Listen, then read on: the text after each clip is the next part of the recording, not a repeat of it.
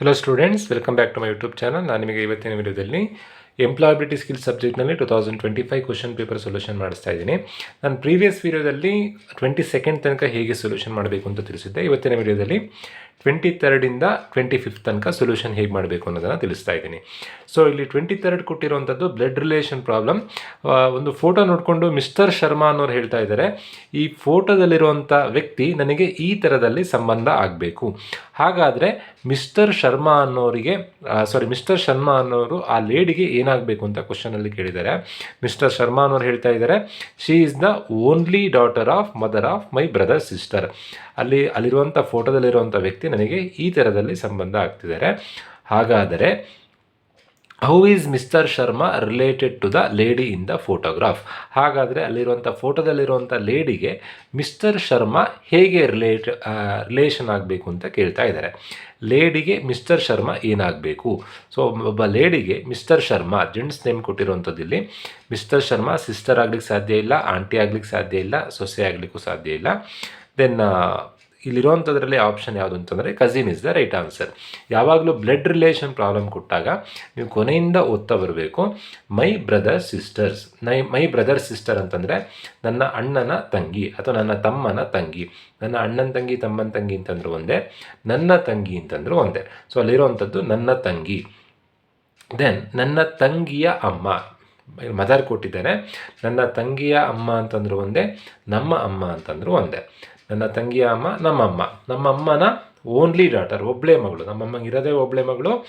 ಆ ಫೋಟೋದಲ್ಲಿರೋದು ನಮ್ಮ ಅಮ್ಮನ ಮಗಳು. ನಮ್ಮ ಅಮ್ಮನ ಮಗಳು ಅಂತಂದ್ರೆ ಒಂದೇ, ನನ್ನ ತಂಗಿ ಅಂತಂದ್ರು ಒಂದೇ. ಸೊ ಆ ಫೋಟೋದಲ್ಲಿರುವಂಥದ್ದು ನನ್ನ ತಂಗಿ. ಕ್ವಶನಲ್ಲಿ ಕೇಳಿರೋದೇನು? ಆ ಫೋಟೋದಲ್ಲಿರೋರಿಗೆ ಮಿಸ್ಟರ್ ಶರ್ಮಾ ಏನಾಗಬೇಕು? ನನ್ನ ತಂಗಿಗೆ ನಾನೇನಾಗಬೇಕು? ನನ್ನ ತಂಗಿಗೆ ನಾನು ಬ್ರದರ್ ಆಗಬೇಕು. ಸೊ ಈ ಕ್ವಶನ್ನಿಗೆ brother is the right answer. But ಇಲ್ಲೆಲ್ಲೂ ಕೂಡ ಆಪ್ಷನಲ್ಲಿ ಬ್ರದರ್ ಕೊಡಲಿಲ್ಲ. ಸೊ ಆವಾಗ ನಾವು ಕ್ವಶನ್ ಹೇಗೆ ಅರ್ಥ ಮಾಡ್ಕೊಳ್ಬೇಕು ಅಂತಂದರೆ, ಅಲ್ಲಿ ಮೈ ಓನ್ ಬ್ರದರ್ ಅಂತ ಕೊಡಲಿಲ್ಲ. ಕ್ವಶನಲ್ಲಿ ಮೈ ಓನ್ ಬ್ರದರ್, ನನ್ನ ಸ್ವಂತ ಅಣ್ಣ ಅಂತ ಕೊಡಲಿಲ್ಲ, ಕಸಿನ್ ಬ್ರದರ್ ಅಂತ ಅಂದ್ಕೊಳ್ಳೋಣ. ಕಸಿನ್ ಬ್ರದರಿನ ಸಿಸ್ಟರ್ ನನಗೆ ಸಿಸ್ಟರೇ ಆಗಬೇಕು. ಅವ್ರಿಗೆ ನಾನೇನಾಗಬೇಕು? ಕಸಿನ್ ಆಗಬೇಕು. So cousin is the right answer. Next 24th ಮತ್ತು 25th ಬ್ಲಡ್ ರಿಲೇಷನ್ ಪ್ರಾಬ್ಲಮ್ ಕೊಟ್ಟಿದ್ದಾರೆ.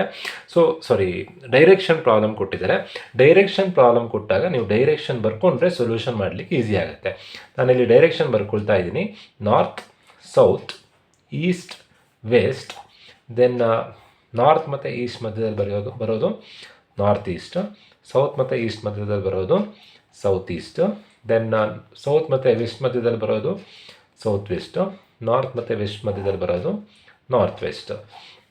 ಸೊ 24th ಕ್ವಶನ್ ಏನು ಕೊಟ್ಟಿದ್ದಾರೆ ಅಂತಂದರೆ, A is 40 meters south west of B.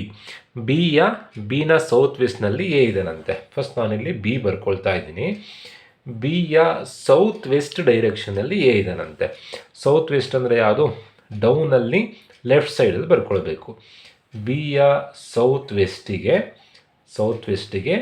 40 meters ದೂರದಲ್ಲಿ ಎ ಇದರಂತೆ. Then C is 40 meters south east of B. ಬಿಯ south east ಅಂತಂದರೆ ರೈಟಲ್ಲಿ ಡೌನ್ನಲ್ಲಿ. ಬಿಯ ಸೌತ್ ಈಸ್ಟ್ನಲ್ಲಿ ಯಾರಿದ್ದಾರೆ ಅಂತಂದರೆ ಎಕ್ಸಾಕ್ಟ್ 40 metersನಲ್ಲಿ, ಇಲ್ಲೂ 40 meters, ಇಲ್ಲೂ 40 meters. ಬಿಯ ಸೌತ್ ಈಸ್ಟ್ನಲ್ಲಿ ಸಿ ಇದ್ದಾರಂತೆ. ನೋಡಿ, ಇನ್ನೊಮ್ಮೆ ಕ್ರಾಸ್ ಚೆಕ್ ಮಾಡೋಣ. ಬಿಯ ಸೌತ್ ವೆಸ್ಟ್ನಲ್ಲಿ ಎ ಇದ್ದಾರೆ. ಎಸ್, ಬಿಯ ಸೌತ್ ವೆಸ್ಟ್ನಲ್ಲಿ ಎ ಇದ್ದಾರೆ. ದೆನ್ ಬಿಯ ಸೌತ್ ಈಸ್ಟ್ನಲ್ಲಿ ಸಿ ಇದ್ದಾರೆ. ಕ್ವಶನ್ ಏನು ಕೇಳಿದ್ದಾರೆ? Then C is in which direction of A. ಎಯ ಯಾವ ಡೈರೆಕ್ಷನ್ನಲ್ಲಿ ಸಿ ಇದ್ದಾರೆ? ಎಯ ಲೆಫ್ಟಲ್ಲಿ ಸಿ ಇದ್ದಾರೆ, ರೈಟಲ್ಲಿ ಸಿ ಇದ್ದಾರೆ. ರೈಟ್ ಅಂದರೆ ಡೈರೆಕ್ಷನ್ ಯಾವುದು? ಎಯ ರೈಟಲ್ಲಿ ಸಿ ಇದ್ದಾರೆ. ರೈಟ್ ಅಂತಂದರೆ east is the right answer. So 24th east right answer. ಕ್ವಶನಲ್ಲಿ ಕೊಟ್ಟಿರುವಂಥದ್ದು ಎಯ ಯಾವ ದಿಕ್ಕಿನಲ್ಲಿ ಸಿ ಇದ್ದಾರೆ? ಎಯ ಎಕ್ಸಾಕ್ಟ್ ರೈಟಿಗೆ. ಎಕ್ಸಾಕ್ಟ್ ರೈಟ್ ಅಂದರೆ ಆನ್ಸರ್ ಯಾವುದು? ಎಕ್ಸಾಕ್ಟ್ ರೈಟ್ ಅಂತಂದರೆ is the right answer. So ಈ ಥರದಲ್ಲಿ ನೀವು ಸೊಲ್ಯೂಷನ್ ಮಾಡಬೇಕು. 25th ಕೇಳಿರುವಂಥದ್ದು very easy problem. 25th ಏನು ಕೇಳಿದ್ದಾರೆ ಅಂತಂದರೆ, after walking 6 kilometers I turn right and cover A distance of 10 kilometers. In the end I was moving towards north.